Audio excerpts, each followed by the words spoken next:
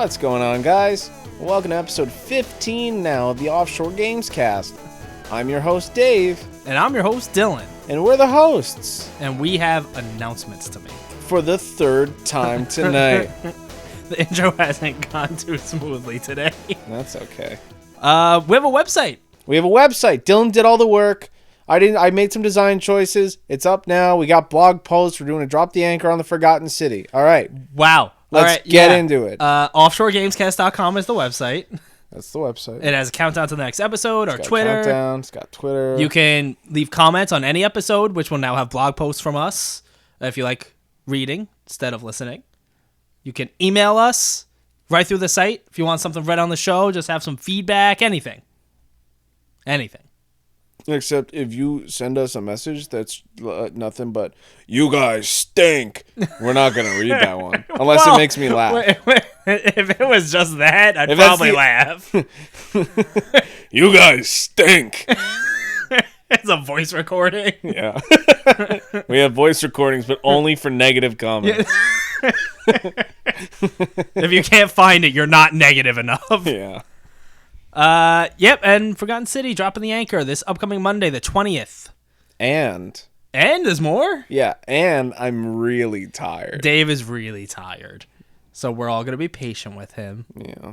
As we get through this podcast together. Yeah. Games. Lost in Random. You're a little girl. Lost in Random. You do play as a little girl. You play as a little girl named Even. And she has a sister, Odd, who gets taken by the evil queen. Because when it's your 12th birthday, the queen comes down and decides your fate with her special magic black die. Yeah, so in this world, there hundreds of years... No, not hundreds. No, not hundreds, because people still remember. Less than 100.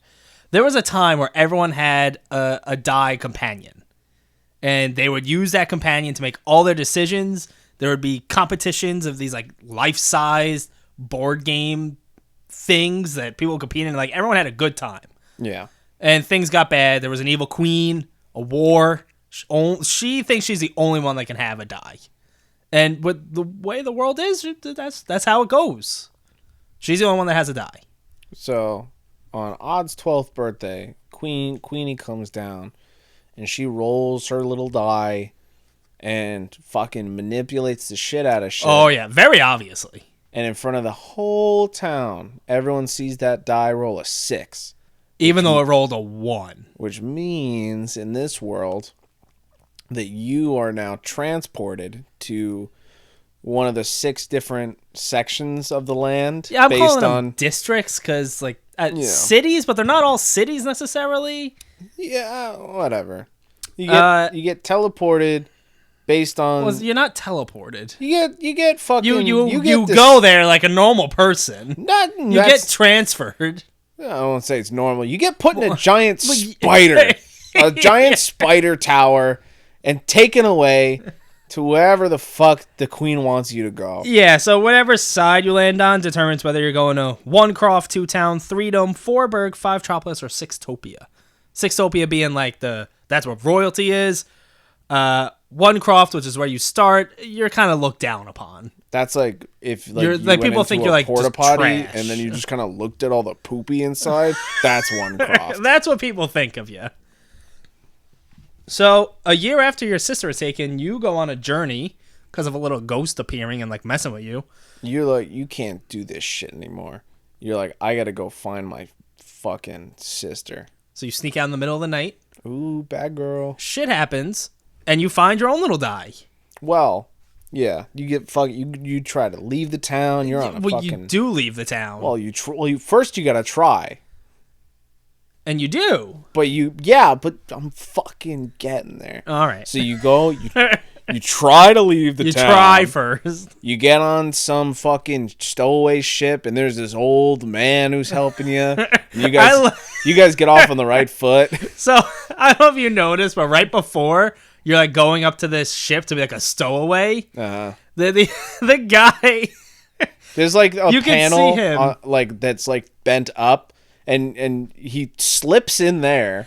So, but before then, you can see him run across real quick to like run around the thing and go up there. So you see him for a quick second. He's going, no, this is my spot. This is my spot. You stay away. And just seeing the quick second of him sprinting by, that got me. When you go up to it and you're like, oh, fuck, I need somewhere to hide. He's like, get out of here. Oh, this is my spot. Leave. No, this is mine. You're like, where am I supposed to go? And he's like, I don't care. This is my spot. But you end up convincing him. He's like, fine. And he opens it up and he lets you come in and you're a little stowaway. And he has rules where you're not supposed to talk and you can talk to him and he's like, you're breaking the rules. Mm-hmm. You keep talking, they're going to find both of us and I'm going to be angry. So and that shit fucking... your idea of just taking that all the way up to save your sister doesn't go so well. No. That thing, like, I don't know exactly what happens, but it's falling apart and you got to take an umbrella and jump. Yeah, you fucking bail, and of course you land in the one place that no fucking person expects you to go, and that is the Valley of Dice. And that's where you meet Dicey. It's like a Pokemon graveyard.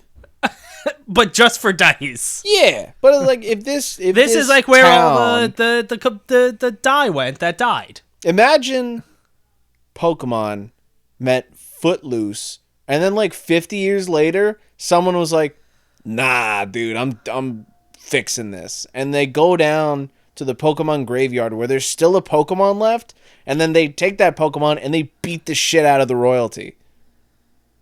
What? That's what I'm telling you. You ever seen Footloose? No. Footloose is like, you can't do that. But that's it. You put it on and you can't do that. So Pokemon, everyone knows Pokemon. What does Pokemon have to do with Footloose?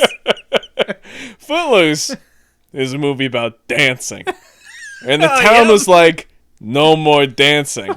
And then this group of kids were like, I don't know, I think I'm still going to dance. All right, now I'm starting to maybe see a little more connection. If you've seen Footloose or have just heard the last 20 seconds of me talking, you know what I'm talking about. So, anyway, we're in the Dice graveyard, but they're not like really dead. But it seems like most of them are. Most of them seem dead. Some of them are like groggy. Like Dicey. Yeah. Of course, there's like giant die all over the place. You get like a little guy. Yeah, this little fucking pipsqueak.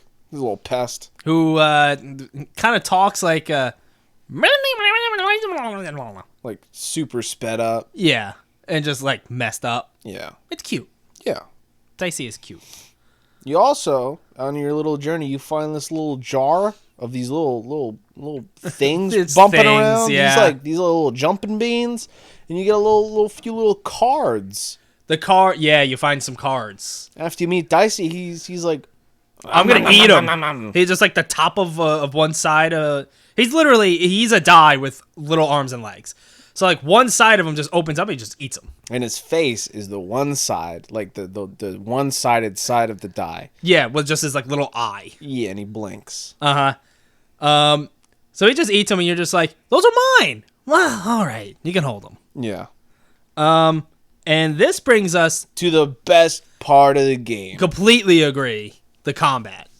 This game, they set out to do something, and they like almost created a new form of combat.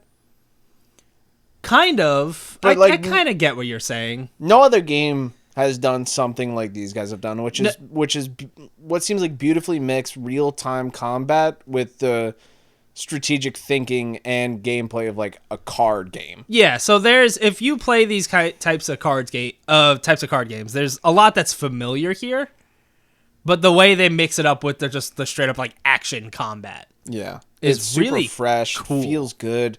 It does feel good. There's just I really like the game and all it has to offer, but all I'm thinking about is it's like, all right, get me into the next combat scenario. Yeah, so that's like my biggest gripe with the game is that there's a lot of talking to characters, and we didn't even touch upon the fact that this game straight up looks like it was made by Tim Burton. Yeah.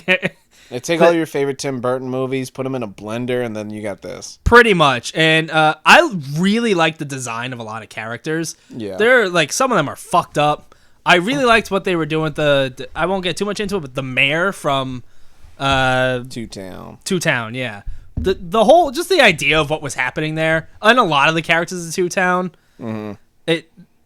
I love the design of the characters. They're creepy and fucked up looking, but also kind of silly and cool. My most irritating gripe is, the fact that the mouths don't match the audio.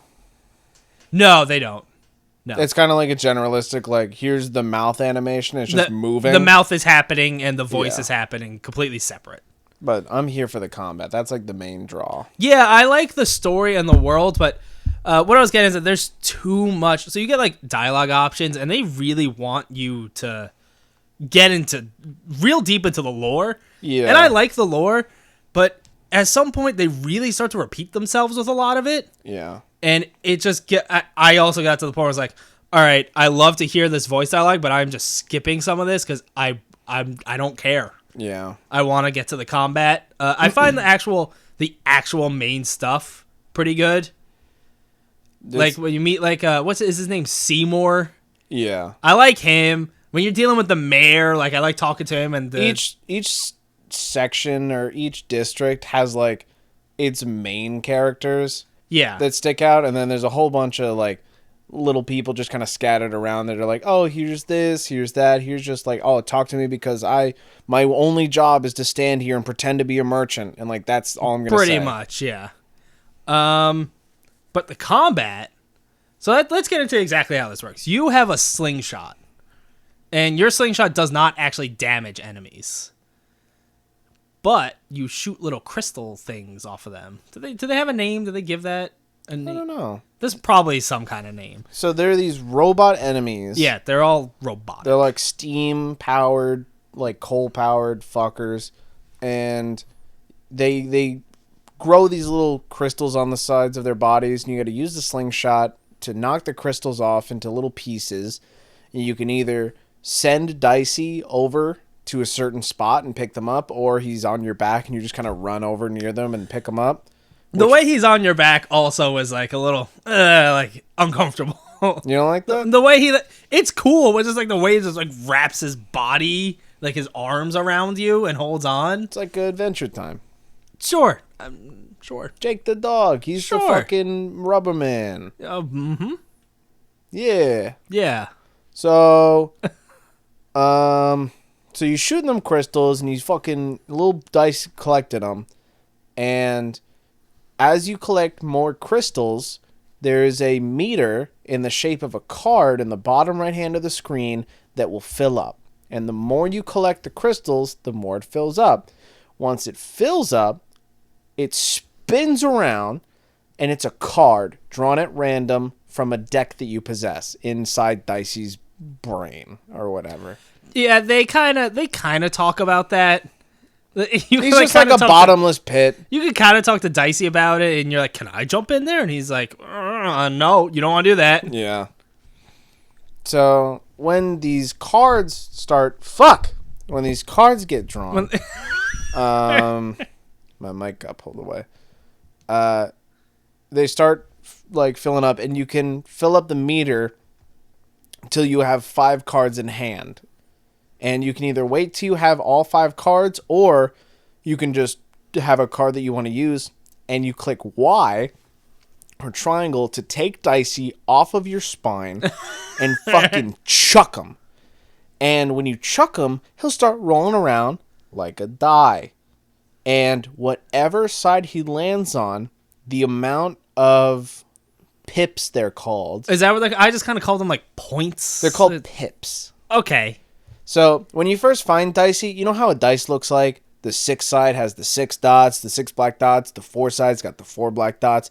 When you find Dicey, he's a little worse. He's missing some dots. He's missing some dots. You can only roll a 1 or a 2. So, when you start the game off, no matter what side he lands on, it's either going to be a 1 or a 2, unless you find more pips and you find someone to put them on him. So, when time comes, you got fucking cards in hand. You rip Dicey off of you like a leech, and you just toss him. And he lands, and whatever numerical denomination is facing up is the amount of energy you have. Also, on the cards that are drawn, those have energy counters, requiring a certain amount of energy to play. Also, when you throw dicey, fucking time just stops. That's where the game gets... So, like, this whole card system, it's familiar to people who know these types of cards games. Yeah. You have a certain amount of energy. Cards cost energy. You can only play up to whatever you have. A lot of us have played that type of game. Just Magic. Basically, yeah. Or like Hearthstone, if you will. It's Magic, it's Hearthstone, it's Slay the Spire, it's fucking... It's all of those, whatever you play. Just the way it mixes in the action combat with the... So yeah, time slows down, and then when you start with some very basic cards. So it'll just be like, this gives you a sword, this gives you a bow. My favorite is the free card that gives you an extra point. It costs 0 energy and gives you 1 more energy. So if you roll a 2, you could have 3, depending on how many cards you get. You could have 4, and then use that energy how you feel. I love getting a good combo like that going. Oh, yeah. Where you can just clear your whole hand and be all powerful. So yeah, it starts out real basic, but you unlock more cards as time goes on. There's eventually a card vendor that you can buy cards from. And you get there's some pretty cool ones. Yeah. I personally really like the giant hammer. I think that one's all right. I think it is real powerful. It is. It fucks them up. Honestly, my favorite card, there's an ability. So when there's like a counter system where if an enemy goes to attack you, there's like a little visual reference to let you know you're about to get hit. You can dodge either past it or through the enemy, like kind of like shift dodge through them and completely avoid all damage. And I think it's called blinking. There's a card that costs 2 energy that will give you for 30 seconds the ability to, when an enemy goes to hit you, you can dodge through them and cause damage to them. And if there's a numerous amount of enemies, like one enemy that's facing you can attack you, and if there's an enemy to your right, you can dodge right and just avoid all damage and hurt that enemy. Yeah. Now, you could just fucking go back and forth and just obliterate them just by dodging through them. I like that ability. I also like the one that where you have the slingshot and you could just shoot the crystals off the enemies and it's just hurting them as you knock crystals off. I like that one. I feel like the crystal don't spawn fast enough for it to be effective. No, it depends on the enemy. If I got nothing else, I'll use that. I like that one quite a bit, especially against the second boss. All the bosses are really fucking cool. I like the bosses. And built well so far. Like, it's great. So time stops and you get to choose like what you want to play, and yeah, some are just like weapons, some of those abilities, some are traps, so you can like choose to set down some bombs, and then time only starts either when you tell it to start again or you do an attack. So you can like set some bombs down, shoot the bomb, and then time comes and the bombs explode and they're damaging people. There's 5 different types of cards. There's cheat, defense, hazard, weapon, and damage. I like the damage one. That's a lot of damage. Wow. It's also a really interesting system they have with the vendor, where so at some point there's just cards that you're not going to want anymore, but the more you spend at the vendor, it like fills up a meter, which then lets you choose from 3 options what kind of cards you want to appear in the shop next. Imagine you went to a card shop and you bought a whole bunch of stuff and they were like, I don't know, what should I buy next? And you had the option of like 3 booster packs. You're like, all right, I'll choose this booster pack, and it'll open and then there's 5 new cards that you can buy from that vendor. Yeah. So it kind of forces you to just buy duplicates of cards. That you're like, well, I don't really need more of this, but I would like some new cards. Yeah. In total, you will have a deck of roughly 15 cards. That's the max and the recommended. And at that point, it's like, all right, I should start like making the deck my own and like my own play style. And I'm really enjoying it. Oh yeah, it is like the perfect amount of depth for me. Where I'm sure if you really wanted to, you could like build some crazy deck, but you don't have to go super deep into that. No, like I know someone's gonna like take like 4 days off work, start doing a whole bunch of math, and then just figure out like, all right, I'll start the game over and I'm fucking beating like 3 hours because I know exactly what to do and how strong I can become. So, speaking of starting the game over. Yeah, I heard this. But did you actually? Yes. You did? Did you lie? Huh? Did you lie to Olav? No. Sounded like you did. The way your tweet made it sound is that it fucked, but then you got it back. No, I didn't get it back. I played. I'll read you exactly The what I said. tweet sounds like it fucking, you got it back. No. I had to replay it. That's not what it sounded like. So I played for about 2 hours, and I went to quit. I made sure that the game save thing came up. I quit to the main menu of the game before I closed the app. And then I closed the app on the PS5, and I got the error message saying, hey, your save data was corrupted, so it's gone. And I saw that and went, oh, you gotta be kidding me. Oh, shit.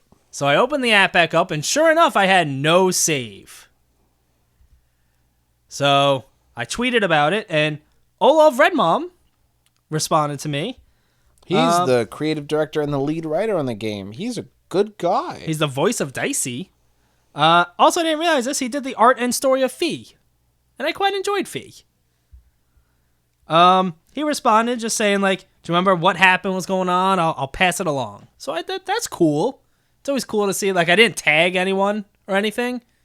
So it's cool to see people reach out. So I had to replay those first 2 hours. Where if you're skipping cutscenes and know what you're doing in combat, it only took me like 40-ish minutes. So it wasn't too bad. But it's still, if I wasn't enjoying the combat as much as I was, that's one of those things where it's like, how badly do I want to get back to that point?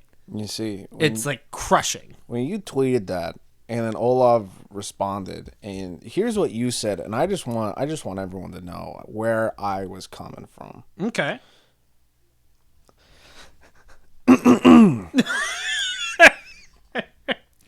I had just gotten the key for the gate in Two Town, right after meeting the card merchant. Game saved. Yeah. I quit to main menu and closed the app and then got the error. I deleted app, reinstalled, and got back to where I was and had no problem.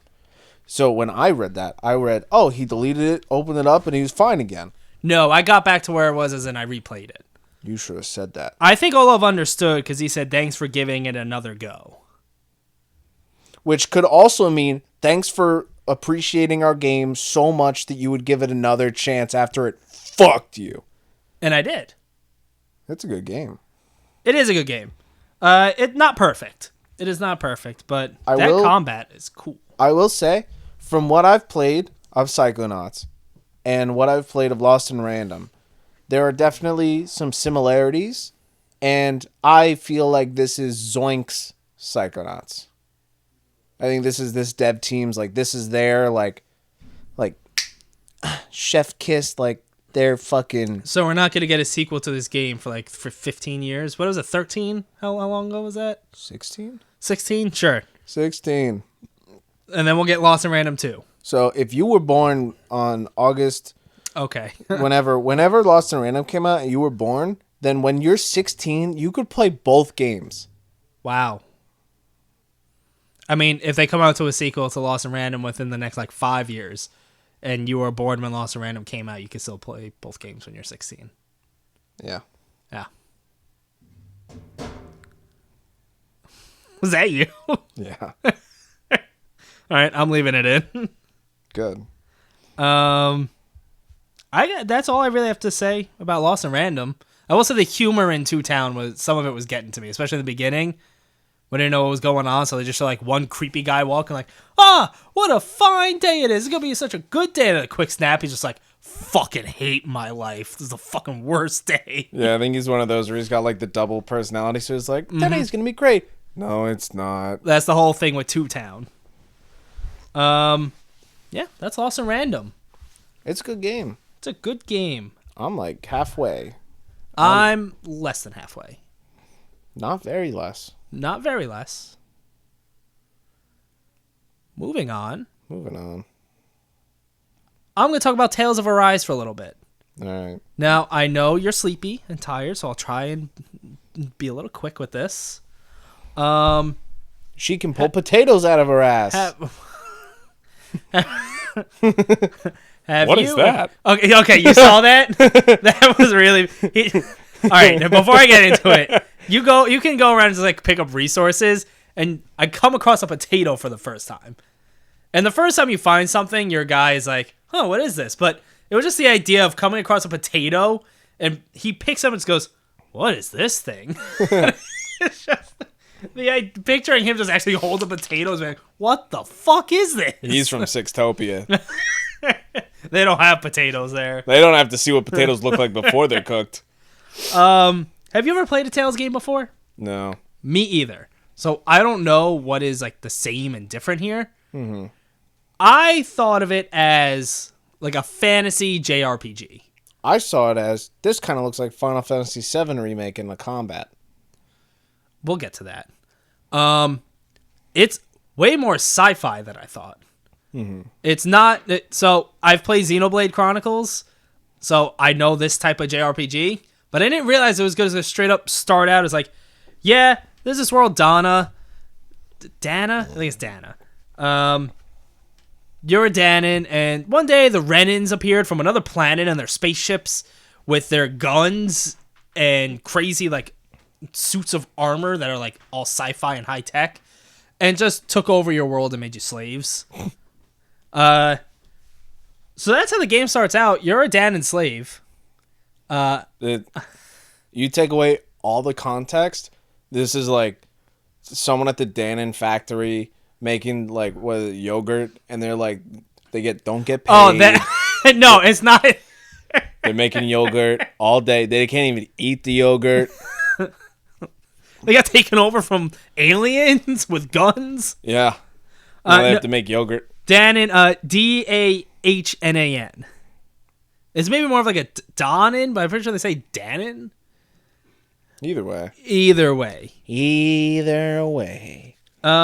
So the game starts out with like a little intro saying that, and then you're a slave. Your name is Iron Mask because you have amnesia, and you have this iron helmet covering your whole head, and you can't take it off. It's too tight.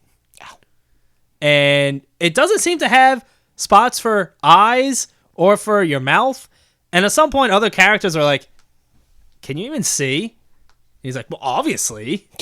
And another guy's like, "How do we even eat out of that?" He's like, "Yeah, it really sucks."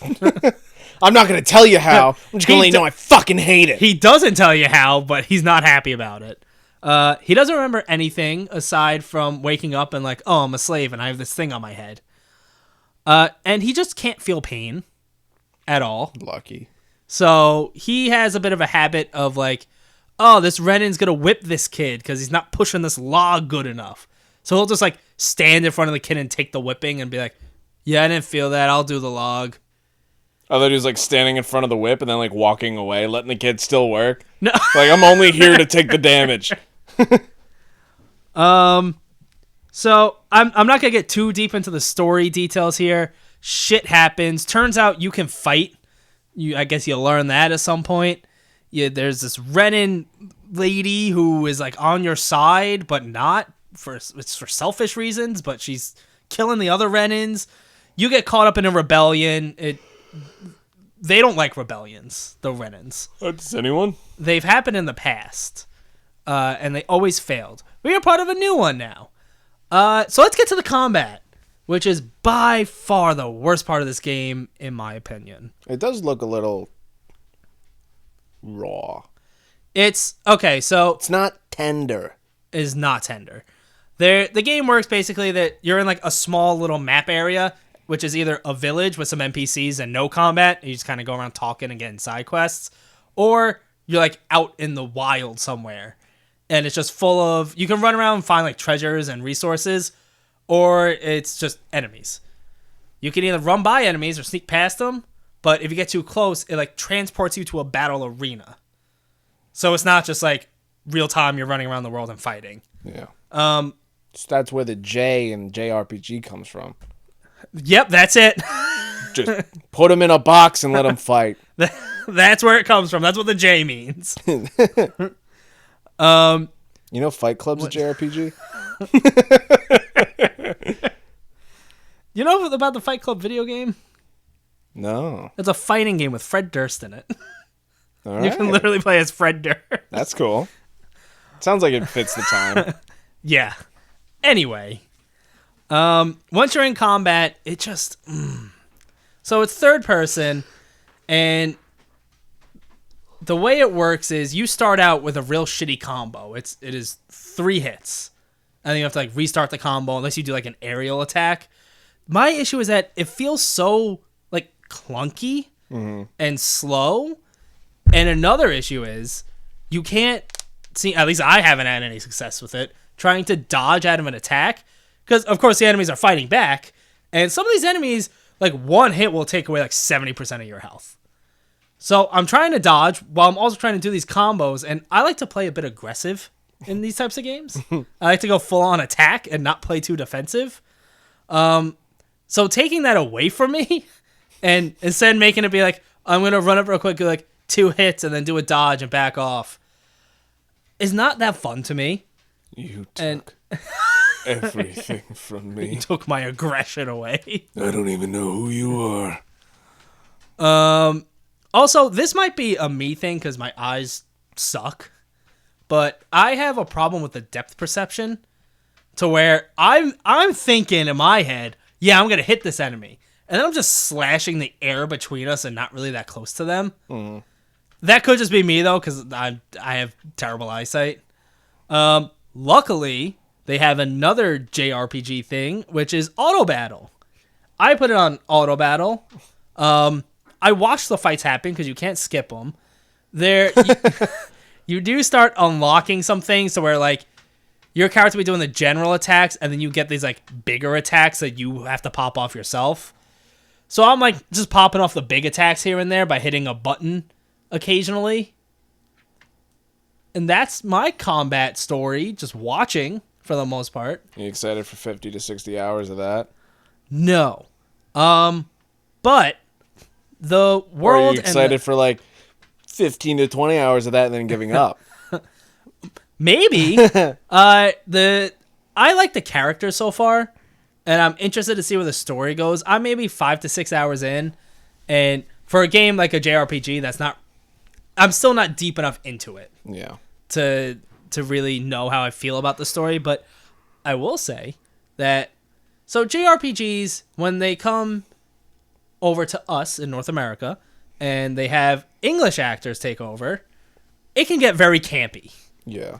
And some side characters in this game are campy. But for the most part, your main guy and the main people around you, it's pretty good. It's voice acted pretty well in a non-campy kind of way. That's good. I will say there are these owls you find throughout the world. And they're just like little optional collectible things. You find an owl, it gives you like a cosmetic accessory, which have all been like furry things. So like, oh, here's a cat tail and some bunny ears. So I haven't been putting those on because that's not my jam. But here's a horny 20-year-old man. you find the owls by hearing them like hoot, but it is very clearly just a person being like, who, and that's what the acting is like for all the owls. I just want to walk by it's and like real ridiculous. Over in a tree, be like, hey, I'm an owl. It's oh. that's basically it's just like different pitches. So like there'll be a higher pitch like who, anyone, basically Bueller, and it's just ridiculous. Owl in a tree says what? Who? Get it?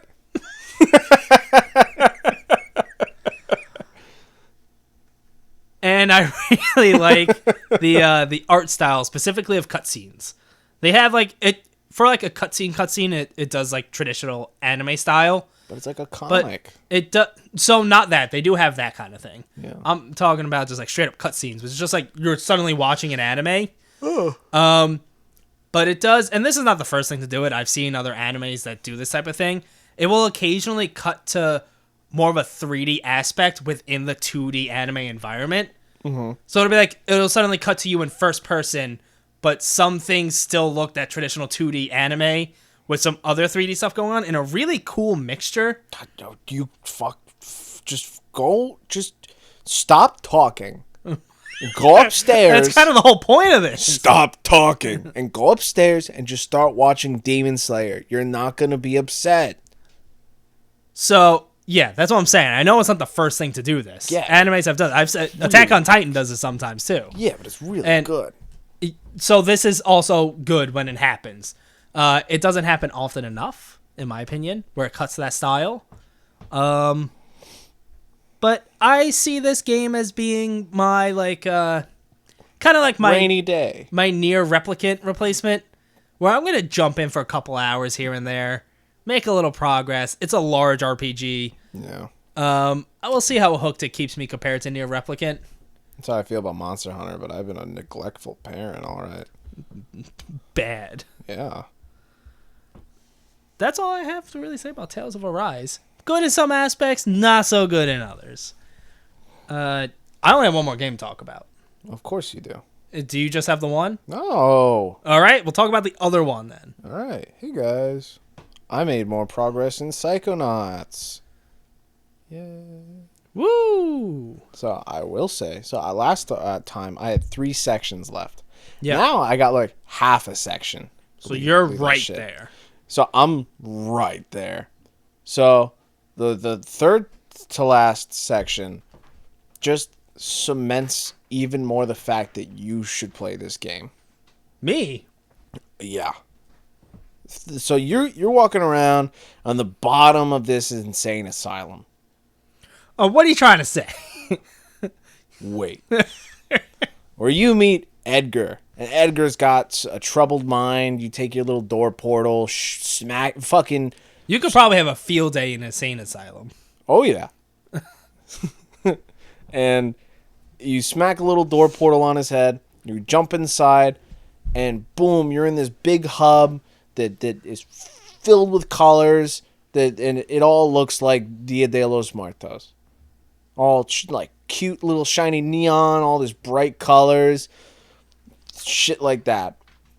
And this dude, he's trying to make a fucking tower of cards. He's fucking building tower of cards because up top is his love. And he's got to get there. But his like a companion?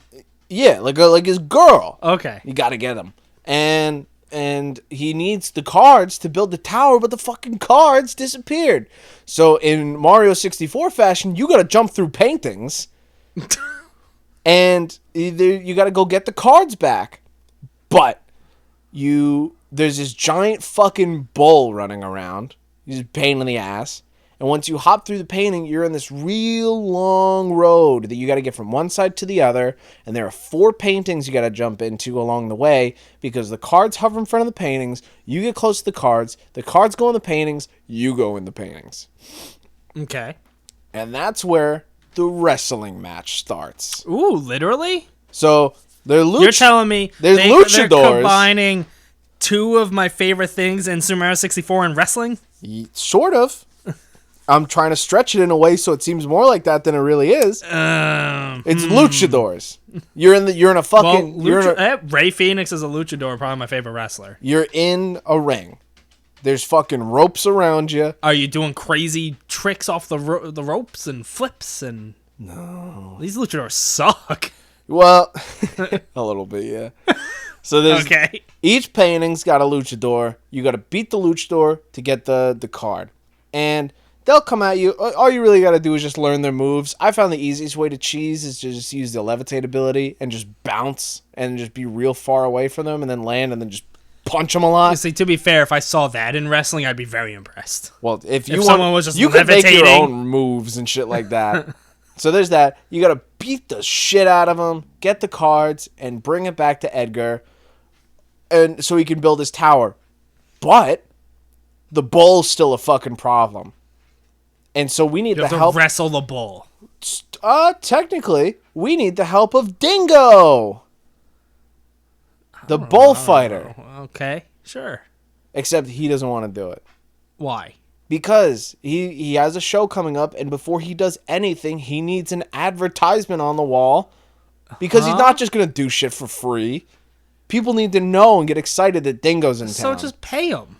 They don't got no fucking money. He wants an ad. I had to go get him an advertisement, and I got to put it on the wall. Couldn't you just like draw a picture of him and put it on the wall? Maybe in real life, but this is a fucking video game. I don't have these things. Things need to be exactly like real life. Right.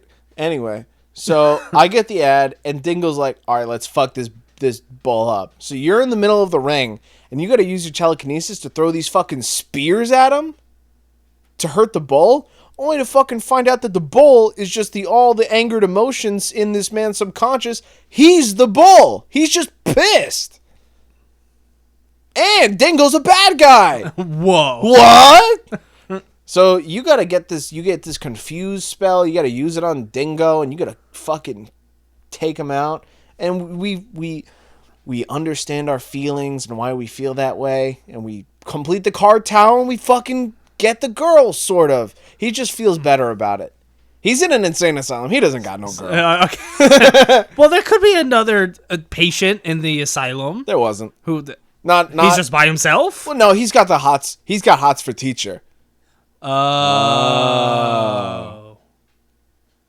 So we figure out his emotional problems, and he's like, all right, I'm done with this insane asylum. Let's go. And then... But what, he just leaves the insane asylum? There's like no one really there.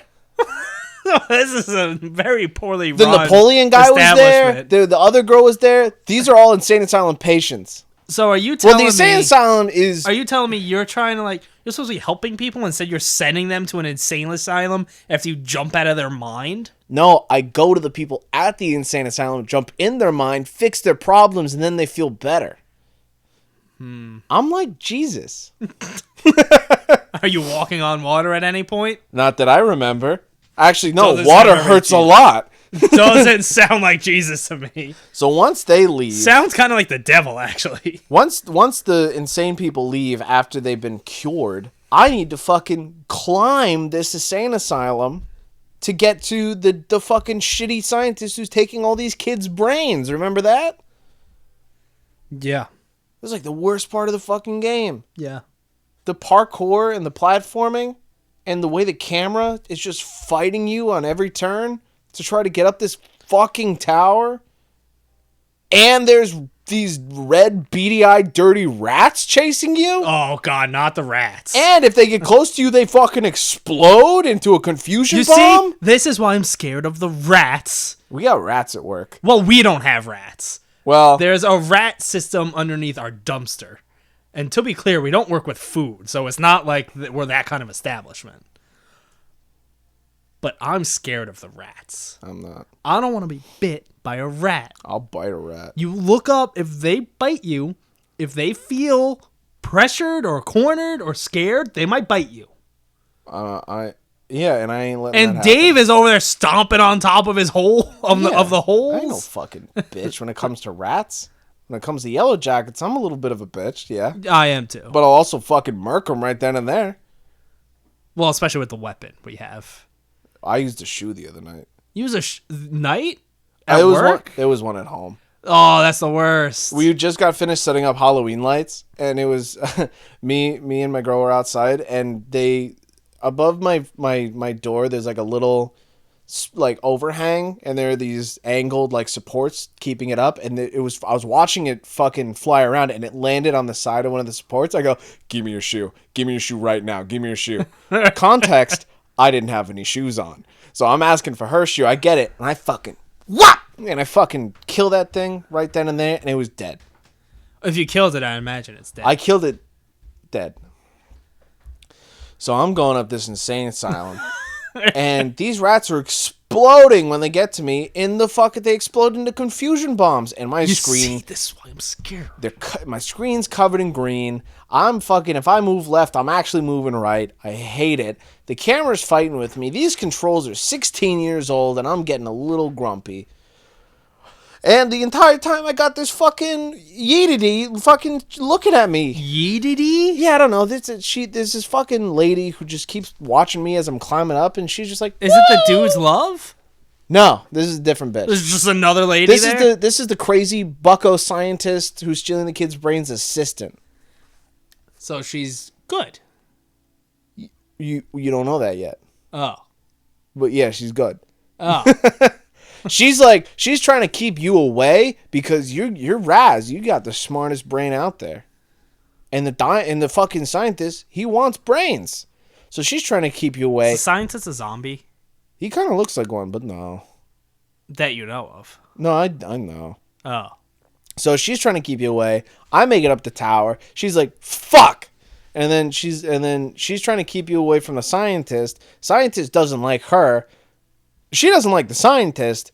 You try to help a plan to figure it out, but you can't because she's frozen in time.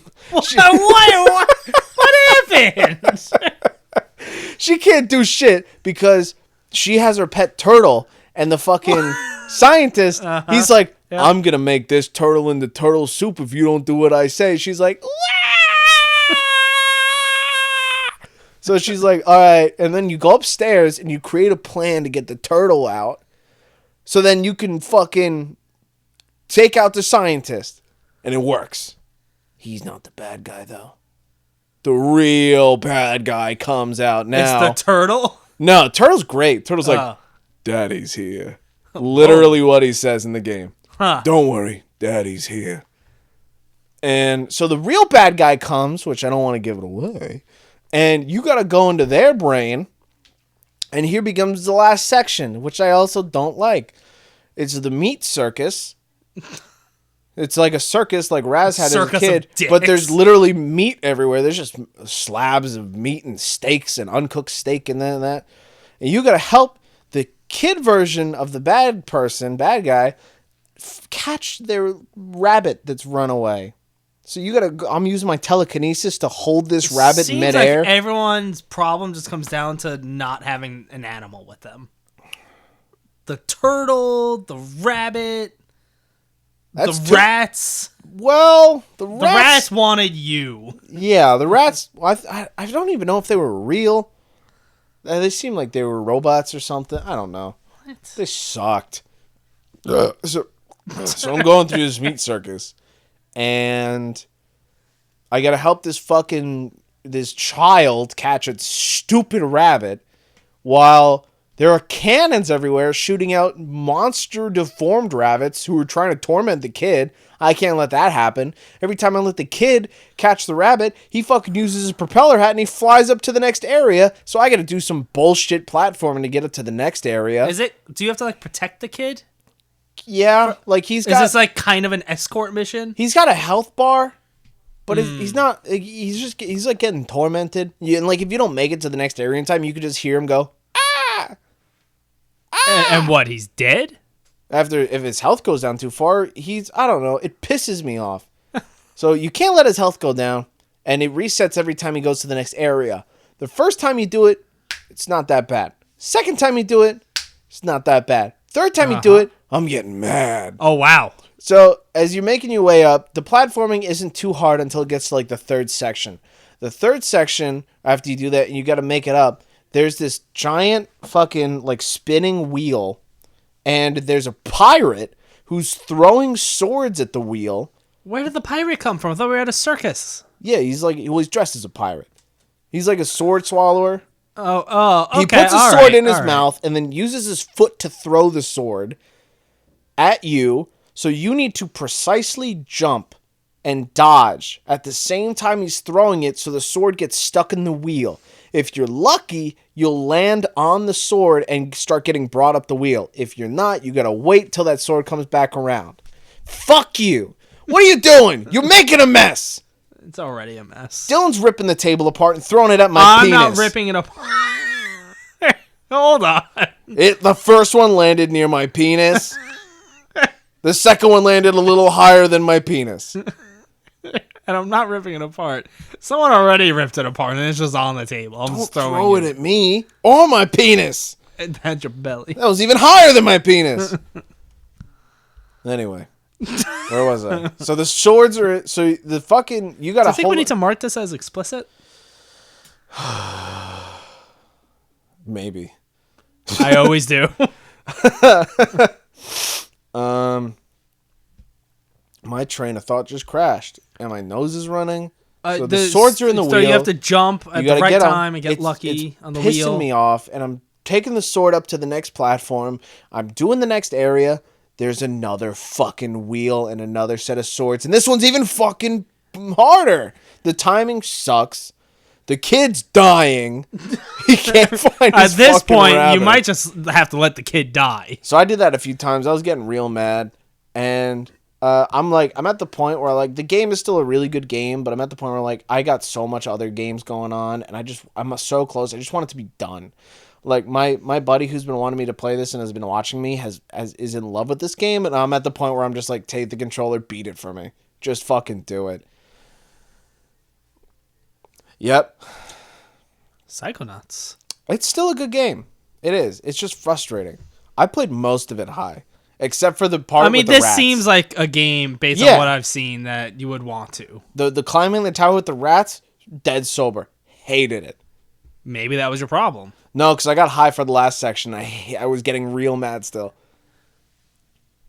We have one more game to talk about. We got one more game to talk about. We purchased Deathloop. We did. I wasn't going to right away, and then all of a sudden, GameSpot and IGN were like, yeah, 10 out of 10. I was like, well, I guess I have to. It's law. Tiber Septim was like, get it.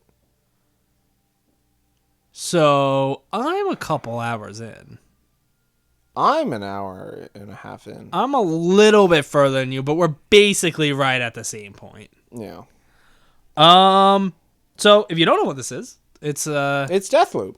It's another first-person shooter from Arcane, with a time loop system going on. And I will say, I like how the game starts and you're just waking up on the beach right in the thick of it. Yeah. It's like, here's another loop, but you don't remember anything. Into the thick of it. Anyway. So you don't remember anything, and I really like. First off, the guy playing as Cole, whoever is his voice actor is doing fantastic. Yeah, I'm loving it. People keep fucking praising him on Twitter and shit. Is that a thing? Yeah. I haven't seen that. People but are like, yeah, you good. He is good. Because I am loving as I'm going through. You know what it has to me? It's got a Black Dynamite vibe to it. What? If anyone's seen Black Dynamite, I haven't. I haven't. I don't even know what that is.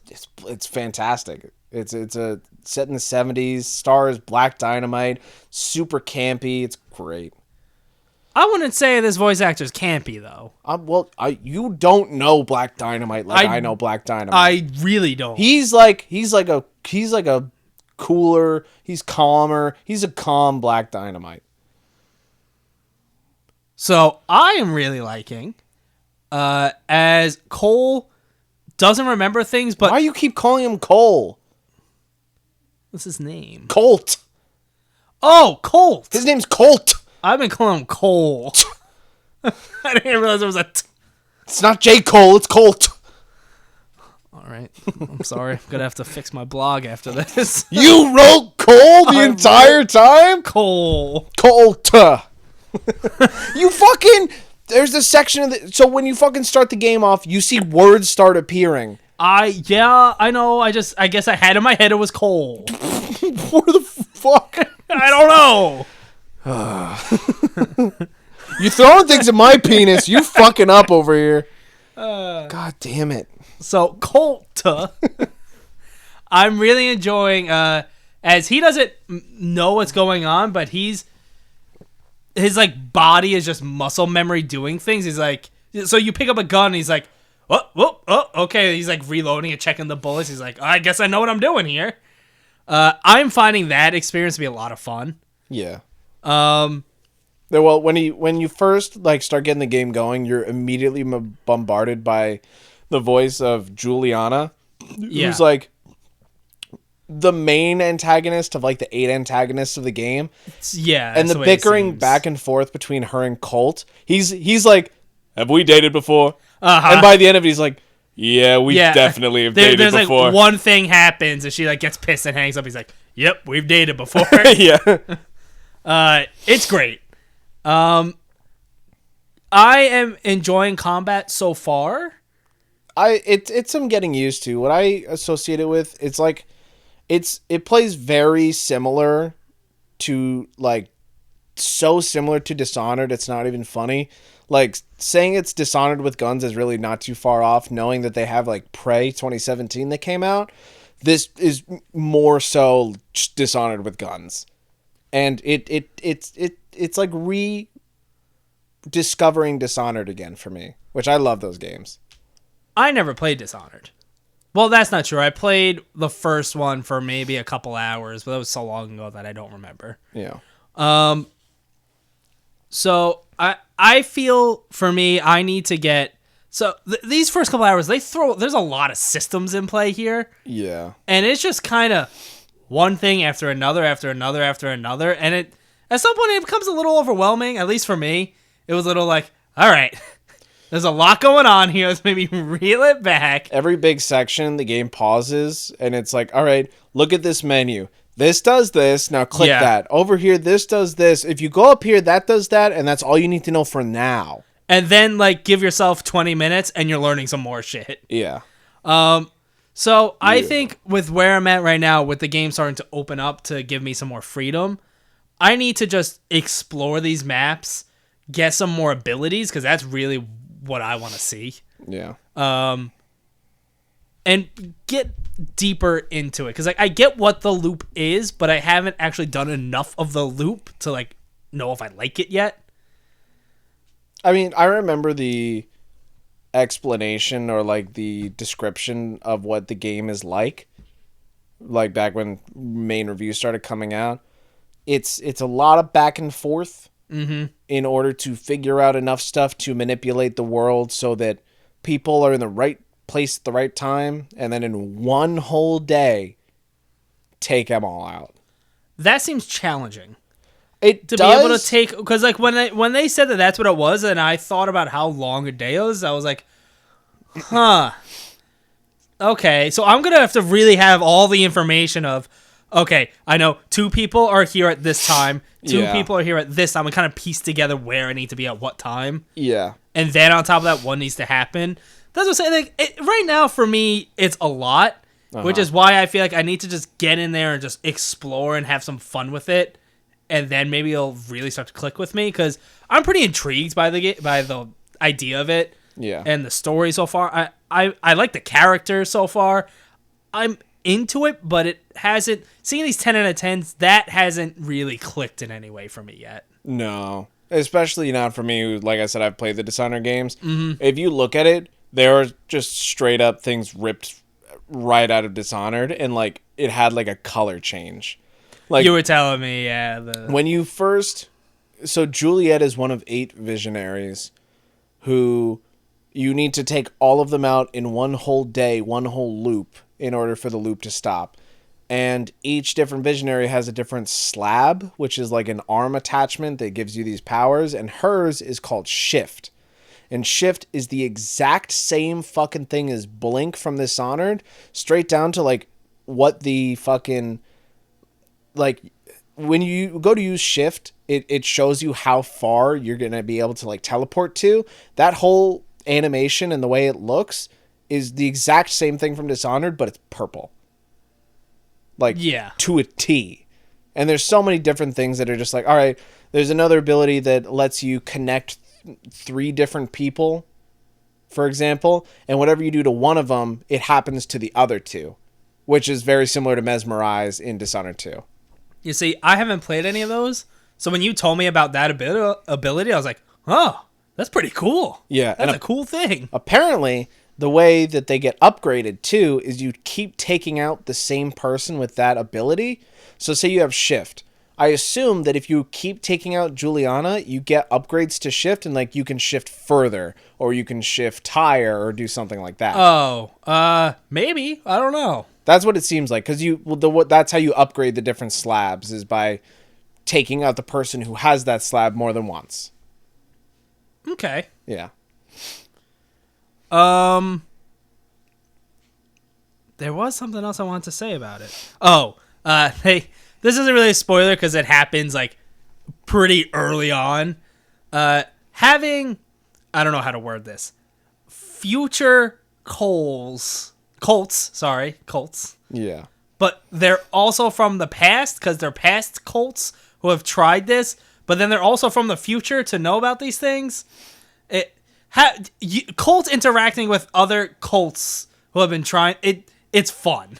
I think whenever it happens, it's fun. I think there's going to be some like lore info to it, because I don't know if you see around some of the maps, you see random items that have that like animation of shimmering around them, and you can't really interact with them. So I can now. Well, those are like, you can get the Residium. Yeah. But I feel like there are things stuck. So that has the Residium. I think they're stuck like that because they're like numerous loops, and I think one of those cults, like those cults are stuck like that because of how many times it's happened. And they're like stuck in the loop, and you can still see them for a short amount of time. Maybe. One of them talks pretty directly to you. Well, yeah, but like they're still stuck in the loop. They could talk to you. Okay. No, I think I get what you're saying. Yeah, like the items have, you can see them, you can interact with them per se. Yeah. But like they're metamorphosologistically stuck. Wow. Get it? Yeah, now that you use that word. It's like Freaky Friday on an island. All the cult interactions with other cults have pretty much made me laugh. Yeah. Like even the one where you're falling and the cult grabs. This is the first one. It happens very early. Yeah. And the cult grabs you. Well, you have like the messages on your screen, which are from other cults, and it's like, jump, you'll be fine, jump. Yeah. So you jump, and then this other cult is like holding onto your leg, trying to pull you up. And then Juliana's there, and she's like, what the fuck? And kills the other cult, and it's working for me. I like that because you're like, I got so many questions, and the other cult's like, just shut the fuck up, all right? You're trying to figure out the code to a keypad, and he's like, you know the code, just listen. You're like, I got so many questions. Like, no, just listen. And then he dies. Yeah. And then you die. You're going to die a lot in this game. Yeah. Because if at first you don't succeed, you give up. No. Come on. What's the tagline to the video game? If at first you don't succeed, give up. No. That's what kind of tagline is that for a video game about loops? Delete the game. No. If at first you don't succeed, what's the normal phrase? Try again. Well, almost. You try again. No, oh my fucking God. Attempt it once more. My blood is like 1,000,000 degrees. If at first you don't succeed, die again. That's the tagline. It's a play. I thought it was a game, not a play. I'm looking like at a brick wall right now.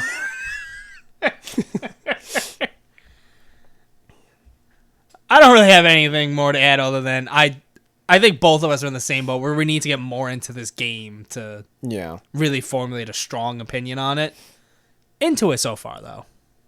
It's one of those things where it's still super early. Certain combat scenarios are going to be super harder because you really don't have a lot of health and you can get outmanned very quickly. Mm-hmm. And there's just a lot of figuring that stuff out. And, yeah. That does it for games. Right? You didn't have anything else? I don't think so. Then we're going to move on to news. Do you just want to start with the PlayStation Showcase? Oh, we got to go back.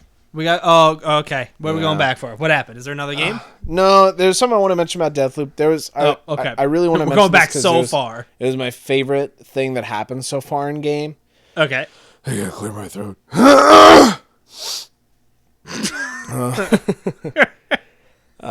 When you get up to the first key code, the keypad. Yeah. What did you do? I went to go try and find the code. You didn't do anything. No, not that I remember. Instinctually, I entered the code 0451. Why? I got a trophy for that called Old Habits Die Hard. Is this a Dishonored thing or a Prey thing? So, for anyone who doesn't know, 0451, 1540, 451, etc. are Easter eggs and references mainly going back to Ray Bradbury's Fahrenheit 451 novel. 0451 was the door code for Looking Glass Studios, who created System Shock. Can be also considered a reference to Fahrenheit 451. It started appearing in more games made by developers and fans of Looking Glass, usually as the first key code in the game. It's more well known to appear in immersive sims. Some of those games include the System Shock series, the Bioshock series, Deus Ex series, Dishonored, Alien Isolation, Firewatch, Prey 2017, just to name a few.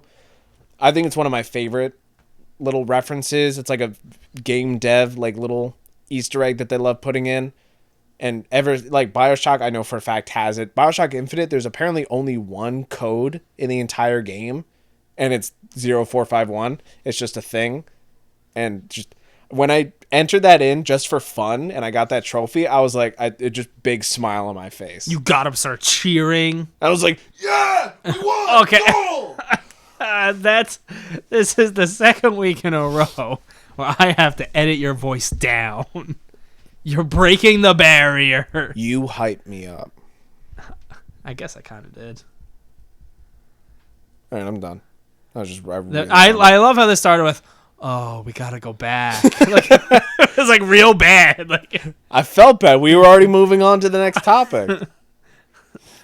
Moving on like we were going to before Dave brought us back. See, this is exactly what I did. PlayStation Showcase 2021. In my opinion, one of the best events we've had so far this year. And in my opinion, one of the best events that I've seen all year. A+. It was good. It was really good. So we're just gonna jump into it because they just jumped right into it. Well, they first had some was it like a pre-show thing? No. They had this advertisement skit, you would call it. Okay. Of a chess game between like the white side and then the black side. Oh, yeah, I saw some of this, yeah. Where it's like there's people in this town who are like the pawns and like the different pieces who are like going to do stuff left and right, as you see like these two people in these like big towers who are basically the kings, and they're moving the pieces and whatnot. And to me, by the end of it, it really seemed... So the white team won. What color is the PS5? And gray. No. Yellow? No.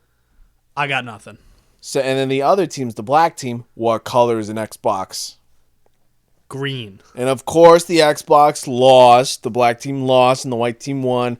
It just felt like a PlayStation being like, I'm better than you. That is definitely PlayStation's attitude. Even when they weren't, it was their attitude. Oh, yeah. They're very like kind of snobby. So after they got their fucking chip off their shoulder, they moved on into real games. And we got some real games. So yeah, they jumped right into it. They opened up with Star Wars Knights of the Old Republic Remake. This has been rumored For a while. but now it's real. It is coming to PS5 and PC, but it is going to be a timed launch exclusive on the PS5. So it'll still be coming out on PC, but that presumably means that it'll come to Xbox in like a year or two or something. Being remade by Aspire. No EA, no BioWare. No. This is interesting. I never played KOTOR. Me either. I'm excited to play KOTOR now. I hope that it plays differently than it did back then, because I don't know if I would like it back then. If being a straight up remake, I'd imagine they're gonna give it some modern combat. I would hope so. I would imagine so. Then it moved on to Project Eve, Which I swear I've seen before. I have not seen this before. So you remember the enemy that had like the chainsaw mouth, and it was like this giant ovular hole? Yeah, did it have like a couple limbs that were like chainsaw like? I just remember the long head with like the gaping hole, and then it was like Sure. a chainsaw. I swear to fucking God, I've seen it before. This is an update on that game. I have never seen this game. I'm just saying. Would describe it as I thought it was a platinum game. When I saw this, it was like, all right, you take some Bayonetta, you take some Final Fantasy, and you take some Resident Evil, and they had a baby, and you get this. Yeah. The Resident Evil comes from like some of the enemy designs. Like, you see the big black thing in space with the eyeballs and shit. I was like, Yeah. yeah, this looks like it could be in Resident Evil. Uh-huh. It looks cool, I guess. It looks cool. I'm digging, like, what the style they're putting down. We didn't see a whole lot. No. We didn't get a release date or anything. Is that a PlayStation exclusive? I'm not sure, but it still seems like it's far enough out to, like, still decide where it's going to be. Yeah. But, yeah, it was cool. I'll let you handle the next one. Oh, I know. We finally got the gameplay trailer for Tiny Tina's Wonderlands, along with a release date of March 25th, 2022. Very exciting. I am beyond stoked for this game. The magic system, and there's wands, and there's melee weapons, and just so many things that people have been asking for years. And it takes place fucking right after the Assault on Dragon Cape DLC. Like, right after. Tina's 13 again. Yeah. Whoa! She's 13 again? Well, she's 13 in Borderlands 2, and in Borderlands 3, she's 20. So this is going back to 13-year-old Tina. 13 again? Yeah. Oh, my God. Or still. Oh, my God. And there's 3 editions of the game. There's a standard, there's the next level edition, there's the chaotic grade edition. And which means this game is a full-fledged game, and it's getting its own 4-story DLC season pass, which is insane. And which version did you get? The most expensive. After you talked shit about it. No. You talk shit or about shut the it. fuck up. You don't have all the details. You don't. You really don't. So, regardless, I was buying the most expensive version of the game. Now, on the side, they released a separate, like, item-filled collector thing for $100 that basically, if you were to take Is this the thing you were talking shit about? If you were to take the chaotic grade edition and this separate thing that they were releasing and put it together, that's a collector's edition. But sometimes people don't. It's a whole PC thing. PC people don't get collector's editions. That's what I heard. So they released the collector's edition items separately, so you can buy whatever form of the game you want, and then you get this stuff. Now, I talked real big shit about the side collector's edition because I didn't think it was worthless. But I'm weak. I'm weak You to didn't think it Borderlands was stuff. worth it. I didn't think it was worth it. I thought it was worthless. I didn't think it was worthless. And then it was like the next day I saw you. It wasn't the next. Well, it was maybe 2 days. No, it wasn't. So it was not a big leap. In this collector's thing, they have a plush of fuck. A plush of fuck? Fucking I'm blanking real hard. I don't know. Butt Stallion! Oh, is that the unicorn thing? Yeah, the diamond unicorn. They gotta fucking stop it! Knock it off! He's throwing things at my penis! So there's a plush of Butt Stallion. There's a put together paper puzzle, which I really don't give a shit about. A cloth map, Dave which seemed hates cool. origami.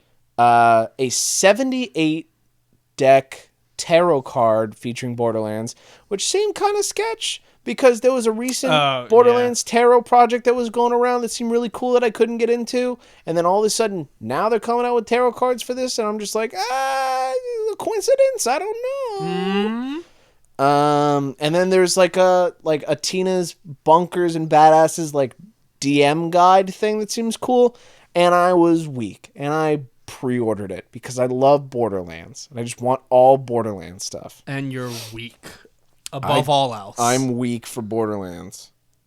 You're weak. For spoken. It does look cool. It does look cool. My nose is running. There's like some time travel shit because this girl seems like she's like pretty present day. You're just a small town girl. Actually, it looks like you're in a city. You're like some small town girl in the city. You get whisked away to a not so lonely world. You have this bracelet thing that starts talking to you? Yeah, it's like a what are those called? I don't know what those are called. What are those called? I don't know. Vambrace. It's talking to you. And the stuff that looked the most fun to me was First off, the cool jumping around, The just like in the traversal? that looks really fucking cool. Also the combat looks cool.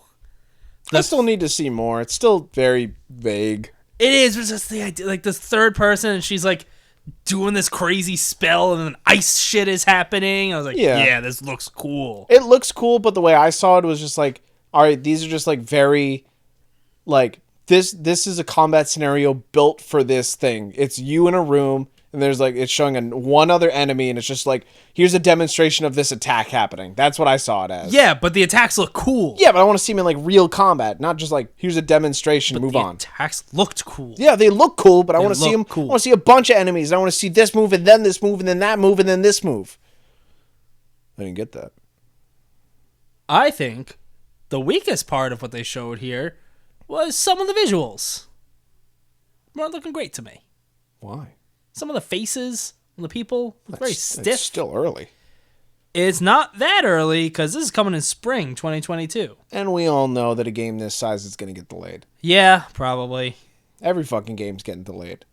But the game looks cool. It does look cool. I was into it. I'm excited for it. I'm excited for it to get like a 7. I'm excited for it to be my game of the year. Fact. You want to get the next one? Because I also don't care about this. Yeah, well, I'm intrigued by Rainbow Six Extraction, but what they showed was really nothing new. Yeah. It's just another like, all right, yeah, this game exists. It's happening. Then we got the confirmation of Alan Wake Remastered. Yeah. That is coming October 5th. It is. So with the leak from the week prior, and they confirmed it, and then they just like really confirmed it here. Yeah, they were like, yeah, we're having Alan make remaster. Yeah, it's cool. And then PlayStation was like, now look at it. Yeah. So that's cool. I never played Alan Wake, and I really liked Control, so... I never finished it. I'm very excited to, and I want to find all I want to play the DLC and see all the connections betwixt. Next, we have biggest game of 2022. Fucking Angry Simulator. GTA 5. That upgrade apparently was delayed. Supposed to be November 11th. Now it's March 2022. Yep. GTA 5 is still getting trailers and conferences. Except this time it's really ticking some people off. Yeah, I still was seeing some headlines that people are like pissed at GTA 5 now. Well, one of the big things that was going around is the trailer showed Welcome Back to Los Santos. And the big meme was, nah, been there since 2013. Well, yeah. Yeah. I mean, I enjoyed me some GTA 5. I still enjoy GTA Online. I think it's a lot of fun. This is getting a little ridiculous, though. But sometimes you gotta pull the plug. Yeah, and do a GTA 6. You've made enough goddamn fucking money. Why did you just, like, kick the table? Oh my god, can I lift my leg up and accidentally hit into something? From this angle, it looks like I'm just hitting the table. That's what it looks exactly. What you just did is exactly what I lifted my right leg up so I could put my left leg under my right leg, and I accidentally, very lightly, hit into the table. The table almost flipped. Sure. Ghostwire Tokyo. We just got a new trailer. In my opinion, this was the best one because so when they first announced this game, prior to there being any like gameplay, it was just like, oh, this is a creepy looking game. That's cool. Then they showed the gameplay and it was like bonkers. And I feel like this trailer did a pretty good job of showing off the like kind of bonkers gameplay, but also some more of the horror aspects. I'm very excited for this game. I cannot wait to see. I wish Lichten Battlemage did a much better job of like first person like spell casting and just seeing the hands move in Ghostwire of just like, oh, spell, here's this move and whatnot. Mm-hmm. It looks really smooth. It does. And on top of that, I really am digging just the general style. Like the enemies they have shown are creepy and cool, and I'm into it. I'm really hoping that this is like a big open map and whatnot instead of just like kind of walking around in like sections of Tokyo. Who knows? I don't. Not me. We got another update trailer. We got a Guardians update. Yeah, Cosmo was adorable. The game looks so much better than it did last time I saw it. There's ship combat. They showed ship combat. They showed a lot more enemies and missions and situations. The comedy still seems pretty good. I'm excited. That's soon, right? When is that? October or something? October 26th. Yeah, we're about a month away from that. That's crazy. Another Vampire the Masquerade Blood Hunt trailer, which seems to be making its way into like every conference somehow. Well, that's because it's coming to PS5.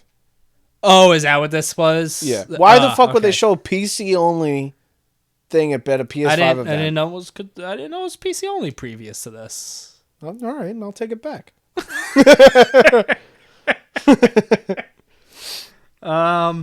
This next one confused me until it was explained to me after.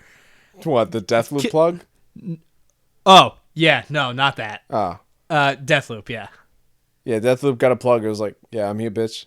Yeah, that didn't confuse me. Yeah. What came after that confused me. Yeah. Kid Amnesia. This is like a Radiohead thing. I'm not exactly the biggest Radiohead fan. They describe. I had to look it up. It's described as like a interactive thing, like exhibition, celebrating these two albums from Radiohead. I didn't get that at all from what they showed. No. It was real quick, and then it just flashed like Kid space Amnesia. Yeah. And I was like, I don't know what the fuck this is. Yeah, I don't really keep up with Radiohead, so. Well, that's coming November 2021. Sure. Chia! Chia. Chia. It's like PlayStation's Breath of the Wild. That got like a real in-depth trailer.